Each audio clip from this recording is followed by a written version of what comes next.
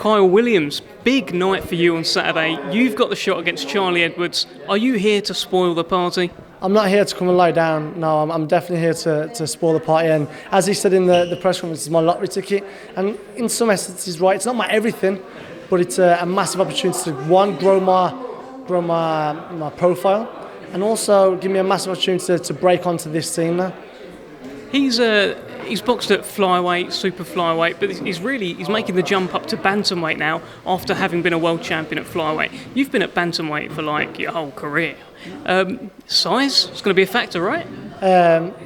Is it? I don't know. I always say if you've got the skills, it pays the bills. And I believe Charlie has the skills. I'm no mug. I'm not stupid. I'm not foolish to think that he hasn't got the skills to deal with the weight. I'm big for bantamweight. I should really be edging into that super bantamweight now. Still make bantamweight okay, but it's not as easy. But he'll know that. He knows that it's hard making weight. It's always hard making weight. Us fighters hate that the most. But will weight play a factor? Maybe in the later rounds when we start leaning on him and making it tough in there. And how's your preparation been? Have you had sort of sufficient notice for this? Are you in good shape? You ready to go? You know what these big promotions do? They pull you in with not that much notice. I've had about 5-6 weeks, but you know I push very hard. I don't take a second off in training. When I train really hard. So I feel ready. I feel fit, and I'm healthy to fight. I understand you're actually a boxing trainer as well. So are you doing that full time? Is that right? Yeah, that's my full-time job. I'm not as lucky as Charlie to just box, but that's my big passion. Is training. I train kids from the age of 4 all the way through to adults, and it's a big passion of mine. We train a lot. I own a massive club I run a massive club in Wolverhampton called Eclipse Boxing. And we have a lot of boxers there now, and it's grown over the last 2 years. And that my boxing, I've only been boxing 4 years now, has helped grow that. And my kids see me box on TV, it excites them because they're like, oh, I want to be like Coach Kyle, which it's quite nice, isn't it? But yeah, it's a massive passion of mine. And have they given any advice to Coach Kyle? Is it just go in there and knock him out? Like, what have they been saying? They get excited, of course, to say that, but it's Kyle, keep your hands up. They know I'm a little bit vulnerable sometimes when I let my hands go, and there's like, Kyle, keep your hands up. They love me at the end of the day. I'm very blessed to have so many young people love someone like me, because you know, who doesn't want to be loved? But no, they want me to win. They're just like, Kyle, you're going to win this. You're going to win this. They don't see anyone beating Kyle, so it's quite nice. Charlie Edwards, is that someone that you've sort of kept an eye on as you've been coming up as well? Yeah, of course. You know, I've always told my kids that I'm training to look at people like Charlie Edwards, who's been to the Olympics, I should say, and boxed on that world level and won a world title. I always say that's what you want to be like. Don't just look at me. Look at these kids and look at these guys. So yeah, Charlie Edwards has always been someone I've kept my eye on. And when he won the world title, I was very, very happy for him. You know, he was an amazing moment for him, and really that's what boxing's about, them fairy tales, and it was a fairy tale moment for him.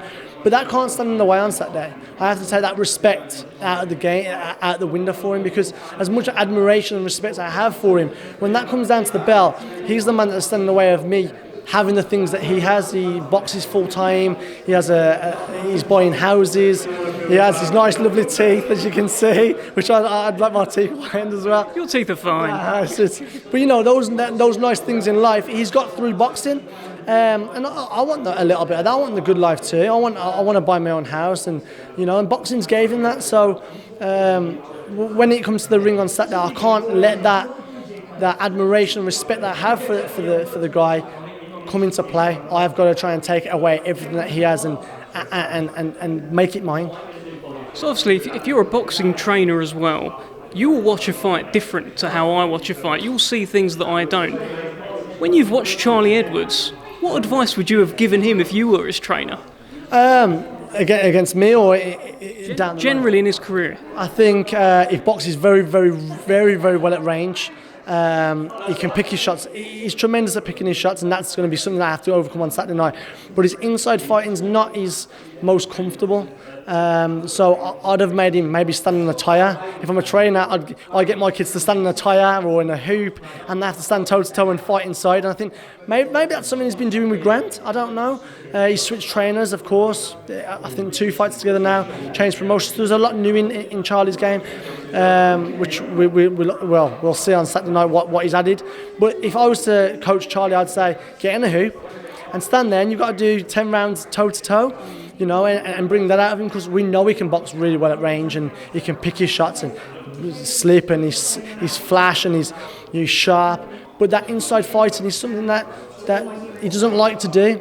And as a trainer, you have to make your fighters do things they don't like to do. If you always make it like the things they like to do, then that leaves areas for people to exploit. It sounds like, Kyle, you've just given me the game plan. Are you going to put it on him? You know what? People don't respect my boxing at range either, because I'm a little bit vulnerable at times, because I don't respect people's power. A little bit stupid like that. I can box as well, and there'll be times I have to box. But most of the time I'm going to try and get on his chest and rough him up. And he knows that. Listen, he's not stupid, he knows that. He's been sparring Mark Leach, and Mark Leach is a little bit like me. He did say that Mark Leach was better, which I'll have to have words with him after the fight about that. Because Mark Leach hasn't boxed anyone on my level. I don't believe that I've boxed. I've got a better resume. But that being said, I've been sparring Kal Yafai since my early days, and I know that's a big fight they're talking about.